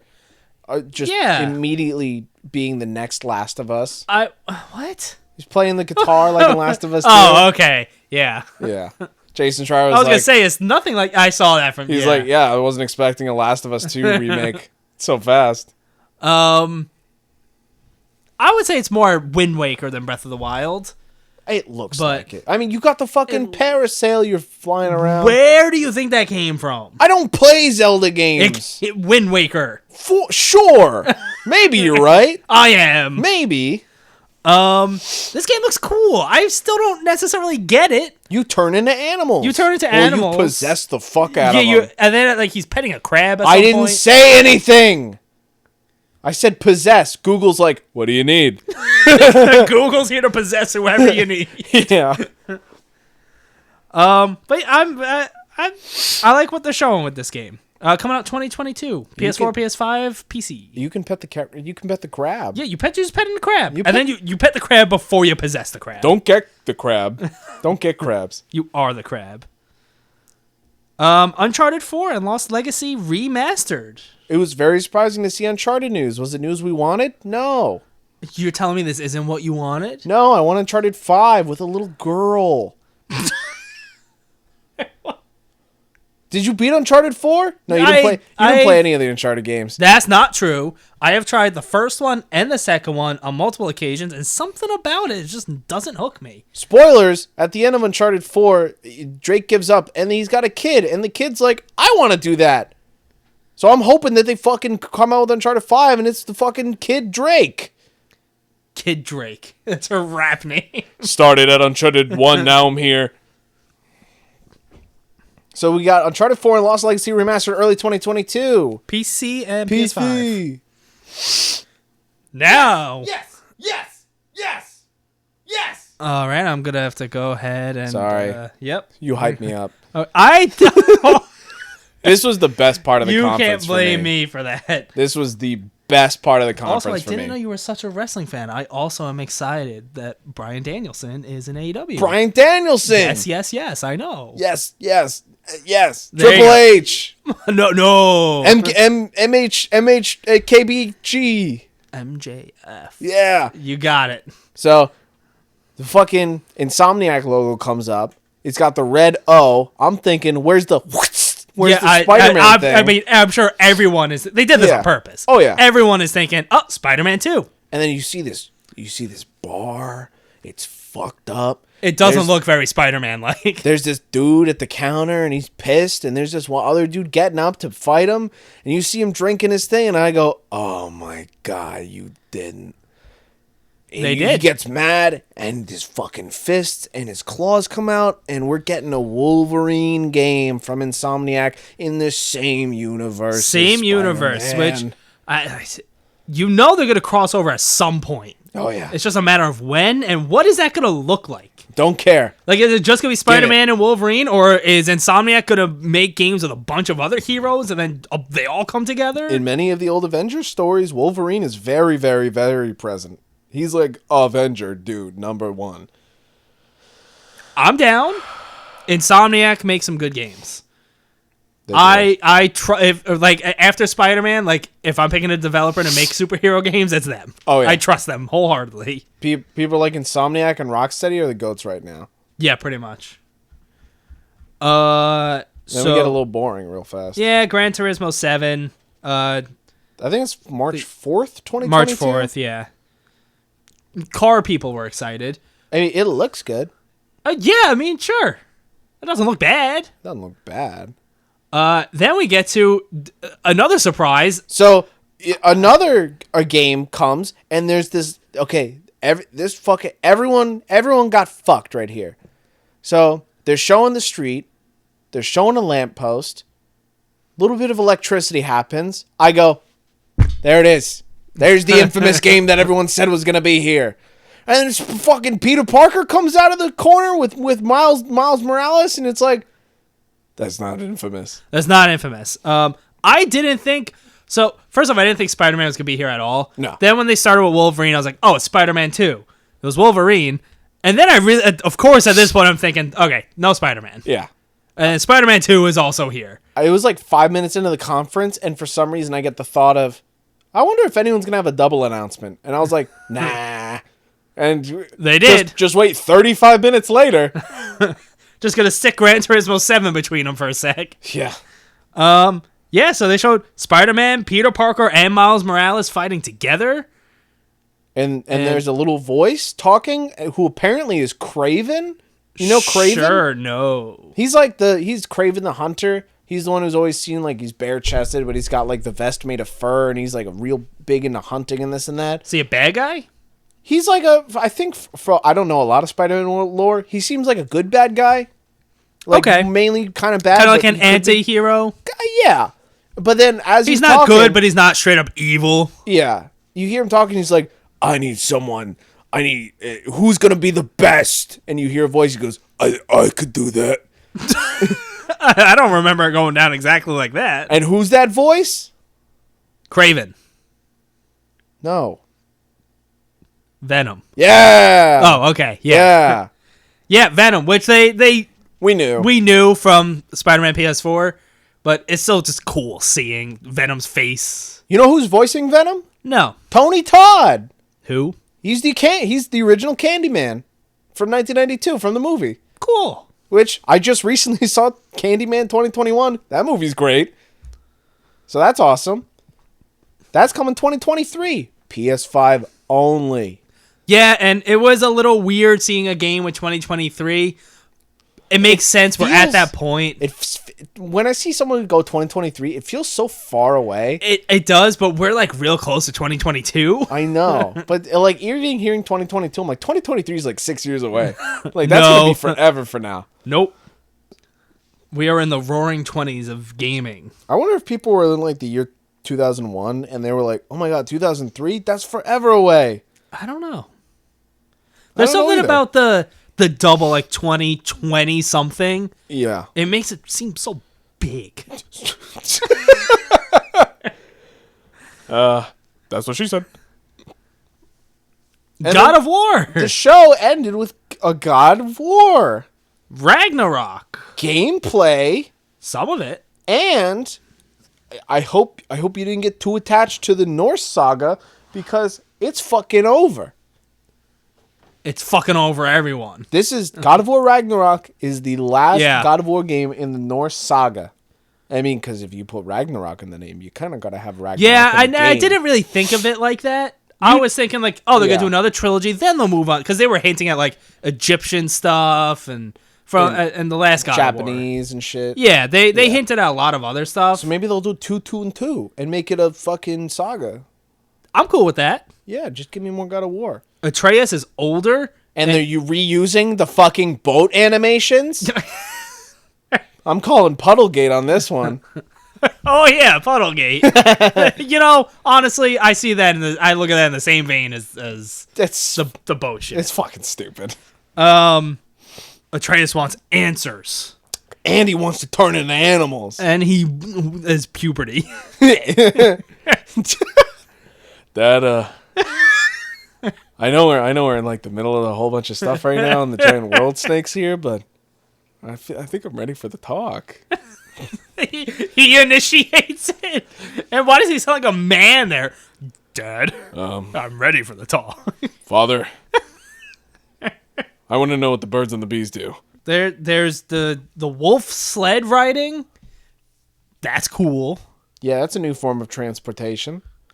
Do you think you can pet the wolves? I hope so. You would hope because of the Twitter account Yeah. that they thought, oh, we should let people pet them. Can we pet Atreus?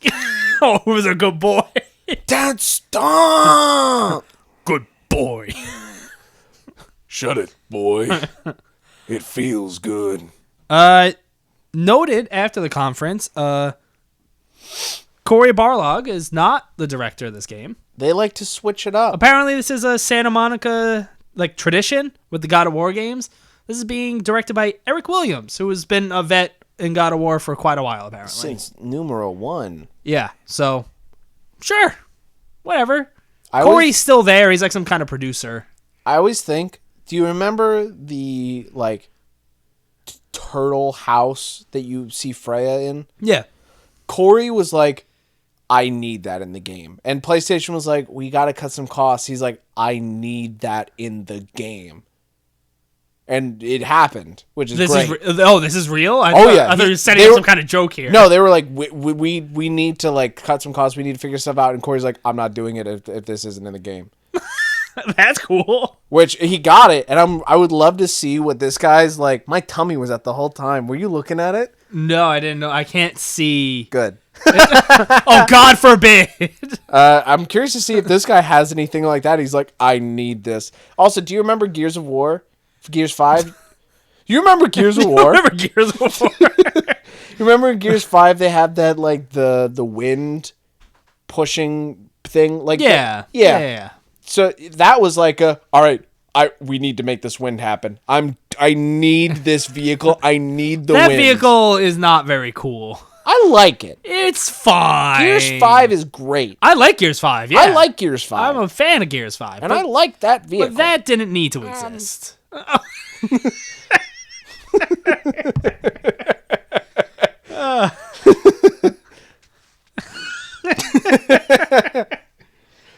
And that's the conference. It was one of the best conferences. I didn't have super high expectations. No. Like I said last week, my hope was like, oh, maybe we'll see some God of War, and that's it. Yeah. They had some big announcements here. They took forever to finally get what they wanted to say, but when they did, it was like one of the biggest parts of, you could say, E3. Because if it was there, they would have fucking blown it up. This essentially was like what their would be their E3 conference. Well worth the wait. Yeah. Month and a half or whatever? Oh, no, longer than that. Oh, yeah. Oh, my God. Jeez, it's been like 3 months since that shit started. We're old. Back in my day in June 2021. We had games, now we don't. No, it's the opposite. Oh. We didn't have many games coming out. Now we got so many games. So let's jump into the rest of the news. What do you think about Twisted Metal? I think I would like to see it in a TV show format starring Anthony Mackie. That's happening. Oh. What do you think about Twisted Metal games? I would like to see another Twisted Metal game if it makes sense. Well, Jeff Grubb reports that they're making a new Twisted Metal game and it's not coming soon. And you know what? Jeff Grubb's been kind of too right about a lot of stuff recently. He knows things. Grubb's the new guy. I think he's one of the guys. I don't know. Every time I hear something and it's true, it's Grubb. Every time. Every time. If I wake up and I'm like, oh, someone's not working today, Grubb told me. All right. What's some news you got? News? All right. You want some news? I want How some about news. some excitement? I never feel excited. This week's had a lot of leaks. Okay. One of them being Redfall. Oh, okay. Sure. Yo, I'm not fucking doing that one yet. All right. I told you, I'm excited. So Redfall was announced as Arcane's next game. They fucking got Deathloop, and they fucking churning out Redfall. This must be separate studios, right? Yeah. Okay. And so I'm excited because the info that was released about Redfall has just really shown it to be like a Borderlands style game with elements from like Breath of the Wild, Ghost of Tsushima, etc. when it comes to the map. But it seems like Redfall is going to be a open world looter shooter. Yeah. With vamps. And not vamps. Open world looter shooter, 6 different characters with their own abilities. This game seems right up my alley. It sure does. And there's people are harking on the fucking pre-alpha pictures that have come out. Oh, they're real hard. Like, come on. Fuck you. Like you've never seen a game in pre-alpha. Uh-huh. Take any game in pre-alpha and look at the visuals. It's not good. People are taking like God of War pre-alpha of just him in like a fucking box, just him rendered, and then just like here's a tree, another tree, and they're just in like a white checkered box, and people are like, fuck. Yeah. You know, I cannot wait. Redfall, I need more information. Apparently, it's coming out summer 2022. Fingers crossed it doesn't get delayed because I want that even faster. Yeah, I wanna see like. So I know you can play the game in co-op, but I want to see like how the story works, like what is going on, and I want to see some gameplay. I mean, but that first when they announced it, I was like, okay, this is cool. Yeah, I'm into this. I mean, if it's gonna be similar to Borderlands, the way they're saying it's gonna be apparently repeatable bosses. You're going up, going throughout different sections of the map, day-night cycle, just open world. Is it in California or is it an island? It's an island. Right? No. I don't fucking know. Hold on. Redfall. Is this Washington? Is this Washington? You're looking at me and asking me these questions like I'm going to spurt out the answer, and I just don't know. I have no idea where the game takes place. It seems to take place in like a city. I think it's in Washington. Sure. Not DC. Okay. The other one. Cool. What do you think about a new Yoko Taro game? Okay. Square announced this on their Twitter. Voice of Cards, The Isle Dragon Roars. Is that the title? Yeah. They showed pretty much nothing.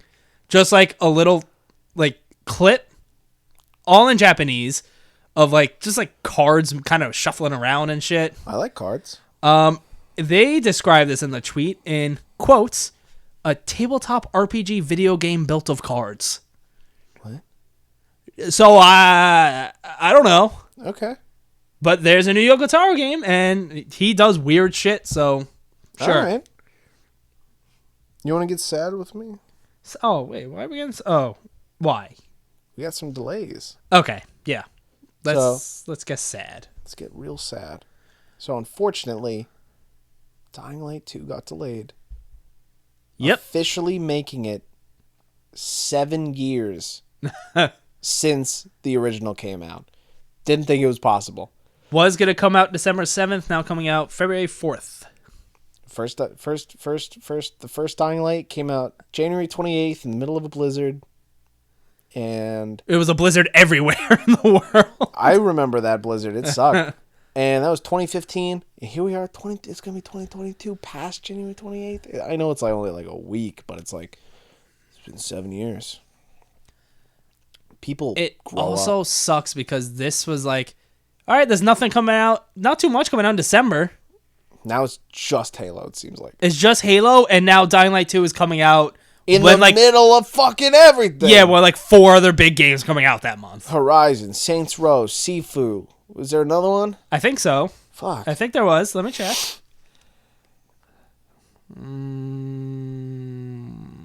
have so many lists. That's not the right list. Here we go.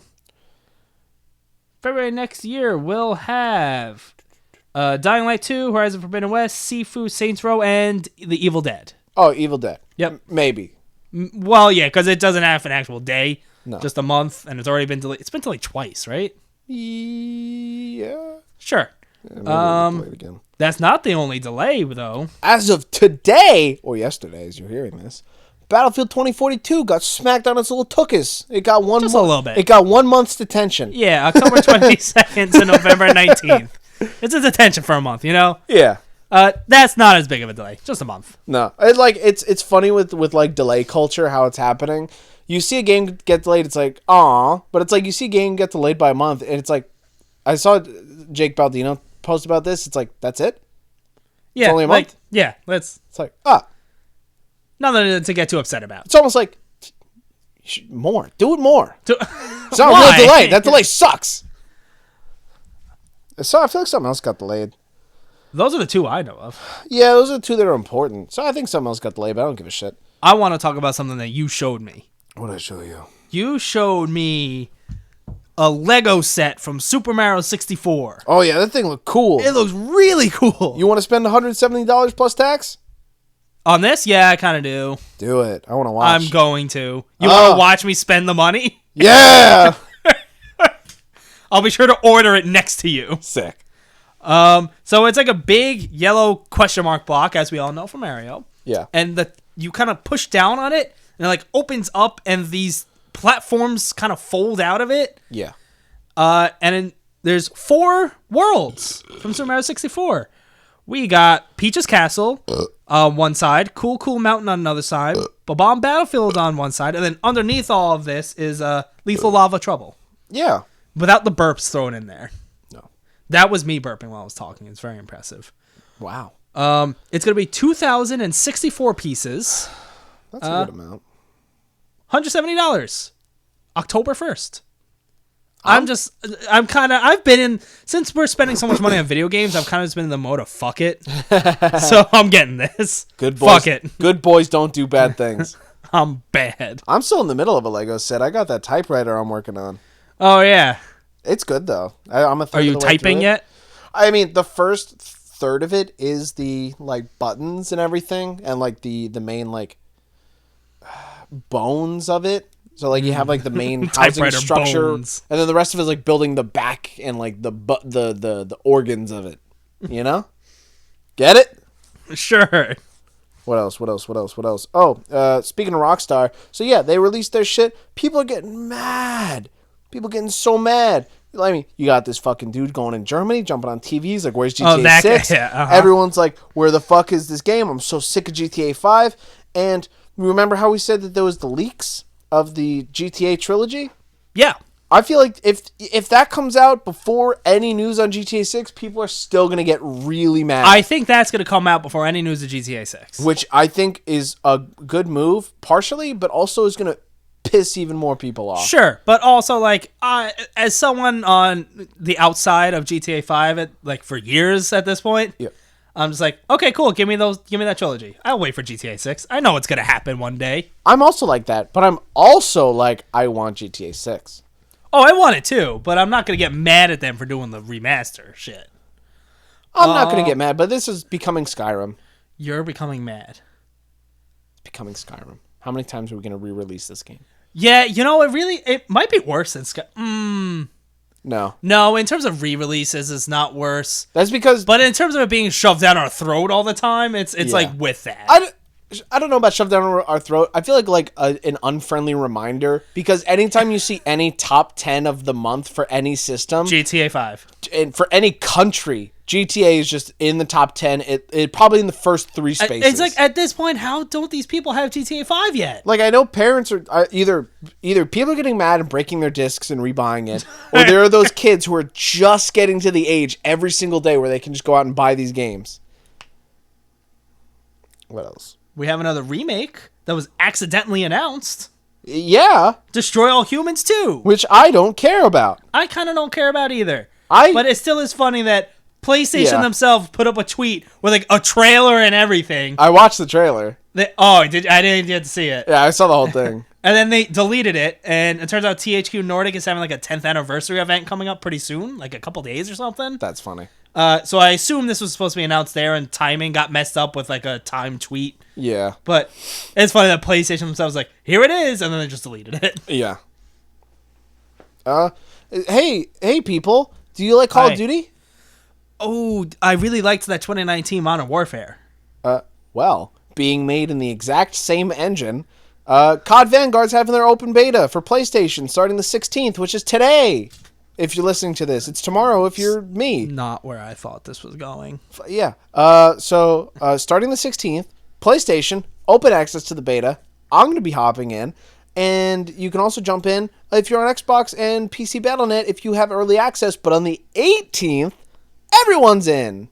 Everybody. You might even play with this guy over here. And then on the 20th, it's over. That's it. Game is done. Game. And then it goes back into the deep fridge, and then it comes out November 5th.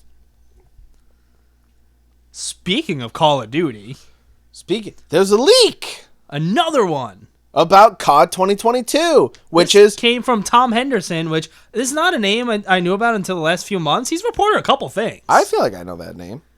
We've talked about him. I've mentioned him on the show before because he reports some things. Good job, bud. Yeah, Call of Duty 2022 is reportedly going to be a Modern Warfare sequel from the 2019 Modern Warfare. Which everyone knew. Did we? I mean, did you watch that ending cutscene? Well, I didn't know it was going to be 2022. It's the next fucking time the Infinity Ward makes their shit. Yeah, listen, I'm not in. I am. You are. I'm not. Yeah. It's Infinity Ward, then Treyarch, then whatever happens with Sledgehammer, if they can make things right or not, and then it's Infinity Ward again. It's codenamed Project Cortez. And it's going to be focused on drug cartels. Yeah. Yeah. Do you have any other news other than the big thing? Let me double check. Because that was it. Skip it about. That was it on my end. Nope, that's it. All right, so let's talk about this Nvidia data mine leak. However you want to word it. Please. This dude. Please. All right, we will right now. Please, for the love of God, take this all with a grain of salt. Some of these have been proven to be wrong. Yes. Some have been slightly proven to be right. Mm-hmm. And some are just up in the air. So please. I'll get on my knees and beg you, please. Please. This dude, Igor July, I don't know how this shit works. He got into GeForce Now's database and found a bunch of references to games that are not announced. Yeah. I have a whole list. I want to push square, put a bunch of games together. I don't know if you noticed, but numerous different websites had different lists. Different stuff, yeah. Where some were missing some, and I'm just like... So I just picked Push Square because it seemed to have a decent list. I don't know who I picked. I have a long list. I have a long list, too. Do you want to We'll just go back and forth? Sure. We'll try not to repeat anything. All right. Oh, okay, I'll start. Chrono Cross Remastered. That's the first one on mine, so maybe we have the same list. What's your next one? Is it Final Fantasy Tactics Remastered? Yeah, all right. This makes things a lot easier. Okay. Final Fantasy IX Remake, which may be the thing in the collection that's happening. Maybe. Kingdom Hearts 4. That's cool. Resident Evil 4 Remake. That's probably happening at some point. Oh, yeah. That's just like... Yeah. Yeah. Street Fighter 6, which feels... That's also going to happen. Like it should have happened like 8 years ago or something. Dragon's Dogma 2. Editor Al just got a half chub. I know this has been rumored for a while, but... Yeah. So, we'll see. Monster Hunter 6. They're going to make a new Monster Hunter. Of course they are. As they do. The GTA Trilogy Remastered, which has been rumored outside of this. That seems pretty real to me. Bioshock 2022. So, we knew about a Bioshock game being made, but we didn't know the 2022. Which, I mean, oh my God. I'm just saying, don't look at me. I was just saying, if... 2022 is already a claustrophobic little box. Yeah, it's And it's, I mean, don't get me, if all these things happen, I'm 2022 will be the greatest year in gaming that I will have been alive. There's so many games that are just, I know I'm gonna love. It's a fact. It's like I can't, like I'm gonna have to go to therapy to control myself But you won't have time for therapy. I won't have money for therapy either. So Bioshock 2022, yee! Mirror's Edge Remastered. Which I know someone who would really like that. You? No. Oh, okay. Untitled Respawn game. Which makes it even more interesting because the next game was Titanfall 3. Which means this could be Jedi Fallen Order 2 or something brand new. I hope brand new. Whatever. Tekken 8, which again, like 30 years ago, felt like it should have happened by now. But a lot of these are things where it's like, well, yeah, it's not announced, but of course they're going to make a new Tekken. Of course they're going to make a new Street Fighter. This one people knew about. Talos Principle 2. Yeah. Crisis 4, which only makes sense because they keep bumping those remasters and Arkham Knight, Batman Arkham Knight remastered. Like, okay, sure. XCOM 3, that feels right. Injustice 3 definitely feels right. Gods Will Fall. Oh yeah, I've been fucking clamoring. Destroy All Humans 3. That makes even more sense now. Yeah. Sniper Elite 5. Cool. City Skylines 2. Sure. Fight for Middle Earth. Which is this another Ubisoft one, or is this just a Lord of the Rings thing? I don't know. Is this the next Middle Earth game in like the Shadow of War, Shadow of Mordor series? I don't know. I mean, either way, I want another one of those games. I want a Lord of the Rings game that is not one of those games, honestly. I want another one because I like them. Mortal Kombat 12. Yeah. That's going to happen. Call of Duty Modern Warfare 3 remastered, but didn't Activision come out and be like, no. Yeah. That's not true. Yeah. Helldivers 2. That was the end of the list for me. Also, there were some other ones that piqued my interest. I picked up 2 more. One of those being Earth Defense Force 6. Okay, sure. I like those games. Yeah. And one that I saw, Half-Life 2 Remastered. Oh, I saw that on one of them, too. Which, I love Half-Life 2. Sure. Yeah. I think it's great. I'll play that. And then there was a bunch of PlayStation games coming to PC, which we kind of expect it to. We expect those games to anyway. That was the leak. Yeah. Yeah. I hope that all of those come true. You want to move on to some notable game releases? There's definitely some notable game releases. I have 2. Listen, I don't know how much you look up. I just look at what I'm interested in for this week and write it down. See, I go to, I think it's Games Radar, and I look up game releases, and I look up the time, and then I look at the games that I have interest in, and then I look at others that I feel like other people might have interest in, and that if I had more time, I would have interest in.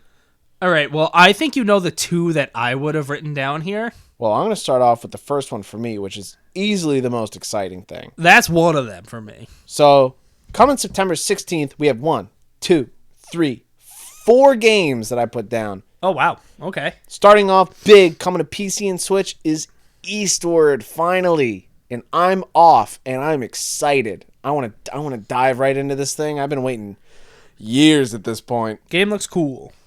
Also releasing, coming to PC, Xbox, and Switch, is Skatebird. That's coming to Game Pass. You got Game Pass? I do. You want to play Skatebird? Do it. Also, if you're on PC and you like Valheim, the Hearth and Home update's coming out. Oh, yeah. Yippee, yippee. This one I've just double realized today. Also coming to Game Pass, this is coming to PC and Xbox, the sequel to I Am Bread, I Am Fish is coming out. Mm-hmm. I want to play that. Come September 17th, there's that popular game Tales of Iron. Huh? Releasing. It's like a 2D... Is that the Tales series? No. This is like Tales, like a tail, like a butt tail. Like a butt tail. Like a butt tail. Got it. That's like, this is that Dark Souls Butt-tails are my favorite types of medieval tails. rat game. I don't fucking know. I don't know. It's like a 2D Dark Souls medieval rat game. This reminds me, Deathloop. I'm at the point now where someone can invade my game and I turn that shit off because I hate that.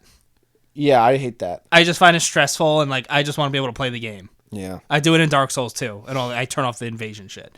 Anyway, You see how I waited like a little bit to reiterate my thing that I wanted to, and you waited like half an hour. I'm really sorry.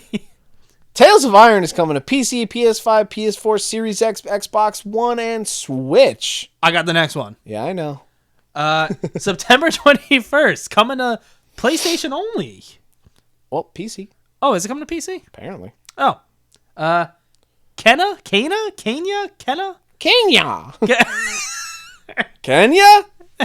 Can you do it? Kenna, Bridge of Spirits. This game looks cool. I'm interested to see. This isn't like I have it pre-ordered. This is like let's see how good this game is and what people are thinking about it. It's also digital only.